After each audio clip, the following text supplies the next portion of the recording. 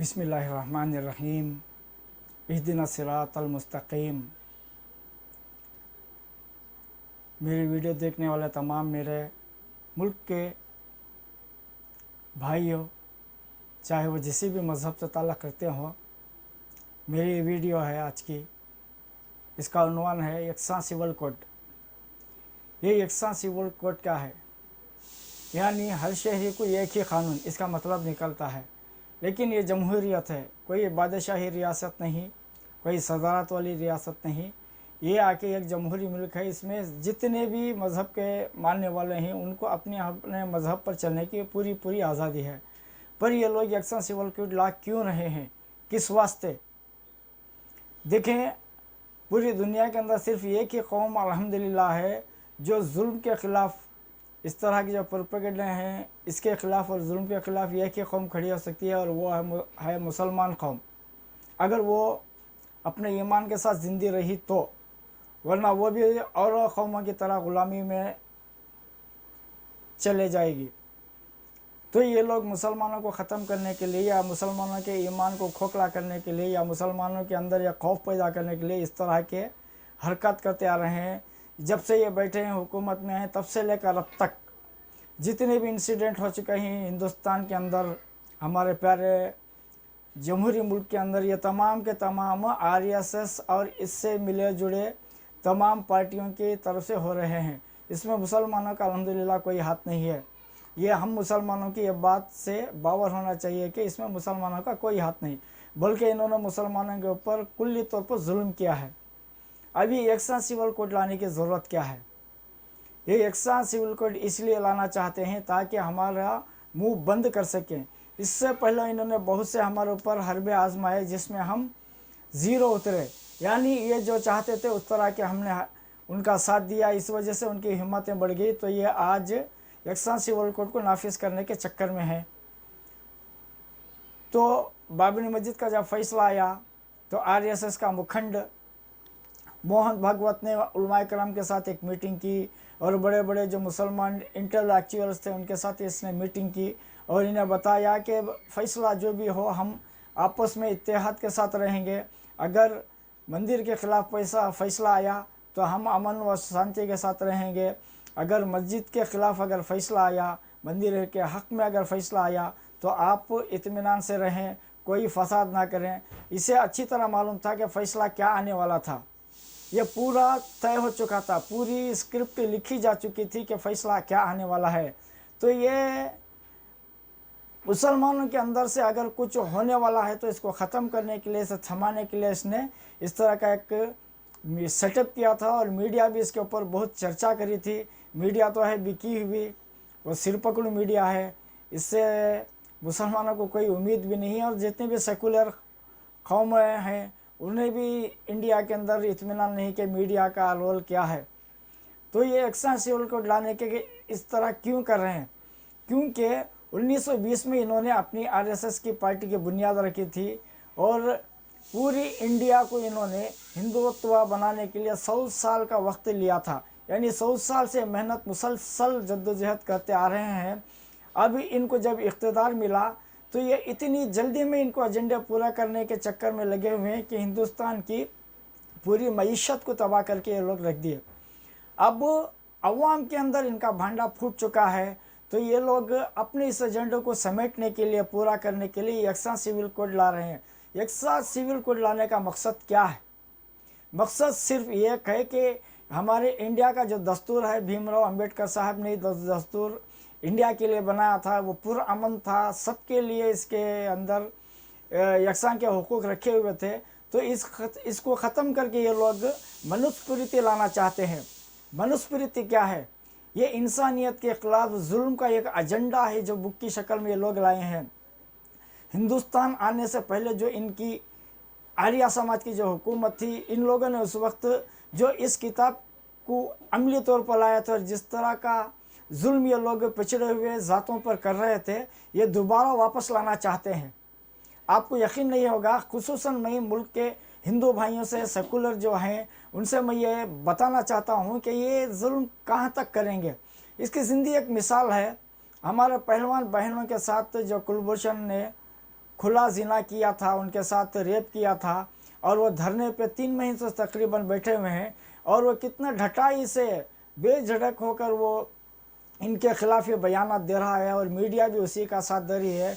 और हुकूमत अमित शाह की शक्ल में हो या मोदी की शक्ल में हो, उन्होंने कहाँ तक इन मजलूमों का साथ दिया। ये जुल्म है, ये जुल्म की इब्तिदा है। ये आप ये ना समझे कि ये जितना भी जुल्म करेंगे मुसलमानों के साथ, माइनॉरिटीज़ के साथ करेंगे, ये आपकी गलत फहमी है। जालिम को जब जुल्म का मजा लग जाता है तो वो किसी को नहीं देखता, वो अपनी ज़ात बिरादरी को भी नहीं छोड़ता जुल्म के अहाते में।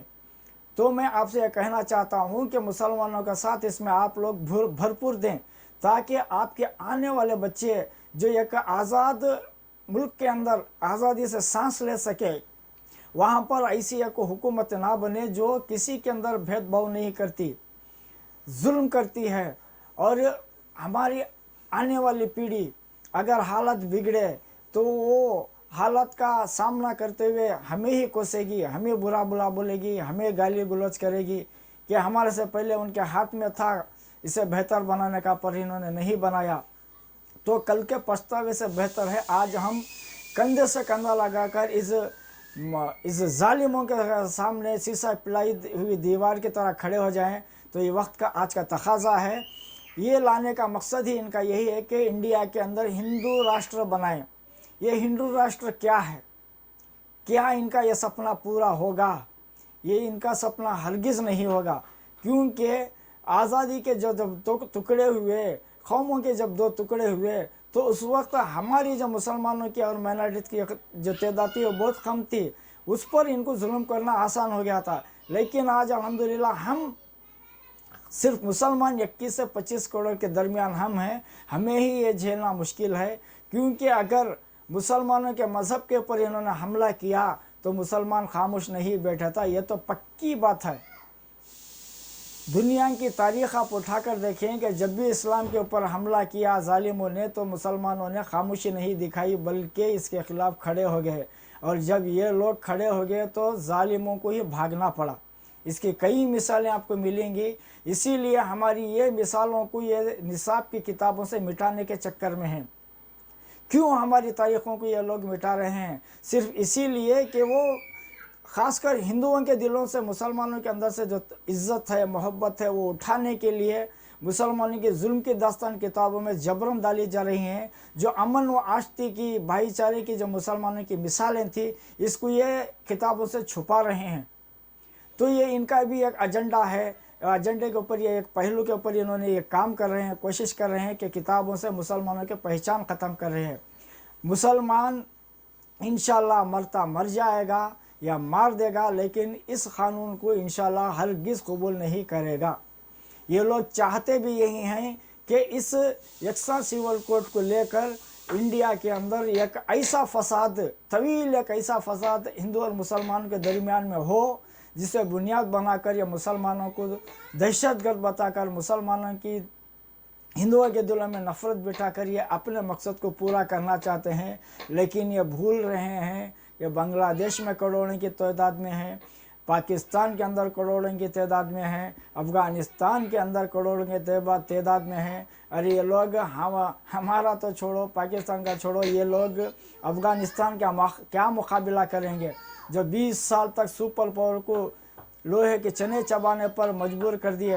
तो मैं ये आपको बताना चाहता हूँ कि ये बहुत बड़ी खूनरेज़ी होगी अगर हम यकसा सिविल कोड को बनने दें। तो इसे आज रोकने की अशद ज़रूरत है। हर मुसलमान को आज कंधे से कंधा मिलाकर इसके ख़िलाफ़ खड़े होना चाहिए। अब फ़िरक़ा परस्ती की हरगिज़ कोई गुंजाइश नहीं है, सबको एक होना पड़ेगा, एक प्लेटफार्म पर आना पड़ेगा, वक्त की ज़रूरत है।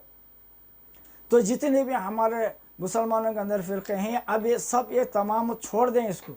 जब तक इंडिया के अंदर से ये मुतासब कौम ख़त्म नहीं हो जाती, इसे ख़त्म करने के लिए हम सब एक शीशा पिलाई हुई दीवार के जैसा खड़े होने की ज़रूरत है, कंधे से कंधा मिलाकर खड़े होने की ज़रूरत है। मेरे हर फ़िरक़े के अमायदीन से मैं गुजारिश करता हूँ कि वो अपने अपने फ़िरक़े के मानने वालों को इस बात की जानकारी दें कि आज हम एक दूसरे की दुश्मनियों को भुलाकर, एक दूसरे की मोहब्बत को दिल में लाकर इनके ख़िलाफ़ खड़े होने की ज़रूरत है। अब हमारी सफ़बंदी होने की ज़रूरत है। मरका का तबले जंग बज चुका है, अब हमें मैदान में उतर कर इनका मुकाबला करने की ज़रूरत है।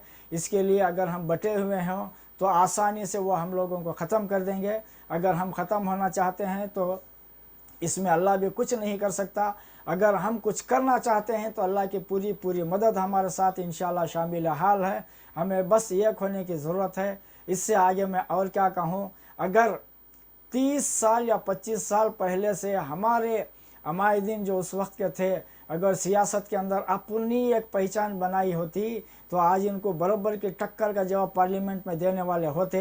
उनकी बेवकूफ़ी, उनकी नाअहली थी, उनकी अय्याश परस्ती थी, जिसकी वजह से आज हमारे यह हालात हमारे सामने आए हैं। अभी भी वक्त तो कुछ नहीं गया। आज भी हमें सियासी प्लेटफार्म के अंदर मजबूत होने की ज़रूरत है। छोड़ें पिछली तमाम पार्टियों को छोड़ें। आज जो अल्हम्दुलिल्लाह मुसलमानों की दो पार्टियां बनी हुई हैं, इसे मजबूत करने की कोशिश करें। कब समझ में आएगी आप लोगों को। आज इलेक्शन का क्या हाल हो गया। कितने रुपये लेके एक असम्बली सीट जीतने के लिए 100 से 125 करोड़ रुपए लोग खर्चा कर रहे हैं। वह किस लिए कर रहे हैं। इतना पैसा इनके पास आया किधर से। क्या मुमकिन है आज के इस माहौल के अंदर कोई हलाल की कमाई इतनी आ सकती है। और ऐसी कमाई के अंदर कोई हाजियों को 3 वक्त का खाना इंतज़ाम करे तो उलमाए कराम का दिमाग कहाँ चला गया, कहाँ चला गया उलमाए कराम का ईमान। कोई इतने दिन तक का 3 वक्त का खिदमत करेगा हाजियों का, तो क्या इनका दिमाग नहीं है कि इतना पैसा इसके पास आया। और इसके अंदर उलमाए कराम के अंदर इतनी हिम्मत बाकी नहीं है कि वो ये पूछे कि तुम्हारे पास जो खर्च कर रहे हो माल हलाल है या हराम का है, कहाँ है। तो हमें इस चीज़ की ज़रूरत है। उलमाए कराम की भी हमारे ऊपर साया ज़रूरी है। और उलमाए कराम के रहनुमाई अगर वो भी अगर कुछ गलती करे तो हमें भी उनको टोकने का पूरा हक़ है। क्यों नहीं है। एक मरतबा का जिक्र है, हज़रत अबू बकर सिद्दीक़ रज़ियल्लाहु अन्हु जुम्मा के दिन अवाम से खुतबा देने के लिए आए। खुतबे से पहले उन्होंने मजमे से खिताब फरमाया, आए लोगों, अगर मैं तुम लोगों को कुरान और सुन्नत के ख़िलाफ़ कुछ करने के लिए कहूँ तो तुम क्या करोगे। तो आपको पता होना चाहिए, एक अदना से सहाबी अपने मियाँ से आधी तलवार बाहर निकाल कर फरमाए, आपके और हमारे दरमियान में तलवार फैसला करेगी। जब एक खलीफा वक्त और हज़रत उमर रज़ियल्लाहु अन्हु जैसी शख्सियत को जब वो ये किस्सा कह रहे हैं, उमर की हैसियत तब तक है जब तक वो कुरान और हदीस के साथ में हो। अगर उससे हटे तो उनकी भी कोई हैसियत नहीं होती। ये बावर कराएँ। आज एक 2 नंबर के सियासतदान के सामने उलमाए कराम खामोश हैं। ताजुब होता है उलमाए कराम के ऊपर। इनकी बातों के ऊपर हम क्या अमल करें जिनके अंदर ऐसी हालत है। तो ये बहुत बड़ा बिगाड़ है। उलमा कराम भी अपने दामन में झांक के देखने की ज़रूरत है। मैं क्या कर सकता हूँ। उलमा कराम का एक इज़्ज़त है। एक हदीस में आता है कि उलमा कराम की हैसियत ऐसी है जैसे बनी इसराइल की अम्बिया। और एक जगह हदीस का मफ़हूम है कि उलमा कराम अम्बिया के वारिस हैं। जब इतना बड़ा इनका मकाम है तो उससे बड़ी इनकी ज़िम्मेदारी बनती है। अगर वह ये अपनी ज़िम्मेदारी से पीछे हटेंगे तो फिर उम्मत को लेके चलने वाला कौन होगा। तो उन्हें भी ये फ़िक्र करने की ज़रूरत है। अब तमाम मुसलमानों को एक होकर ये सिविल कोड के ख़िलाफ़ मुजाहरा करने की ज़रूरत है। जान व माल को पूरा अल्लाह के रास्ते में अब लुटाने की ज़रूरत है। मैं उम्मीद करता हूँ कि मेरी ये बात आपको पसंद आई होगी। अगर पसंद आई और वक्त की ज़रूरत है तो ये हर एक मुसलमान और हिंदू भाइयों को शेयर करें और मेरे इस चैनल को सब्सक्राइब करें। और इसमें कुछ कोताहियाँ हो तो मेरी गाइड करें, आप कमेंट करें, पॉजिटिव हो या नेगेटिव हो। अगर मेरे इसमें कुछ अच्छा है तो इसे और अच्छा करने के लिए क्या आप राय दे सकते हैं, कमेंट के ज़रिए से दें। अगर इसमें कोताहियाँ हैं तो कौन सी कोताही मुझसे हुई वो भी कमेंट करें। मैं भी आपका भाई हूँ, मुझे भी इस्लाह की ज़रूरत है। इसी चंद बातों के साथ मैं मेरे बात को ये शेर से ख़त्म करता हूँ। ना समझोगे तो मिट जाओगे ऐ ज़िद्दी मुसलमानों। ज़िद्दी इसलिए कर रहा हूँ कि आज मुसलमानों फ़िरक़ा परस्तों में बटकर ज़िद्दी बने हुए हैं। तो मैं ये अल्फाज इख्तियार कर रहा हूँ, ना समझोगे तो मिट जाओगे ऐ ज़िद्दी मुसलमानों, तुम्हारी दास्तान तक ना होगी दास्तानों में। इसी डॉक्टर अल्लामा रहमतुल्लाह अलैह, अल्लामा अकबर रहमतुल्लाह अलैह शेर के साथ मेरे बात को ख़त्म करता हूँ। तब तक के लिए आप सोचें कि आप क्या कर सकते हैं। ये ना सोचेंगे आप कुछ बड़ा करेंगे, बड़ा करने के लिए आप उस काबिल नहीं हैं, ये हरगिज़ नहीं। अल्लाह ताला दिलों को देखता है, खामों को नहीं।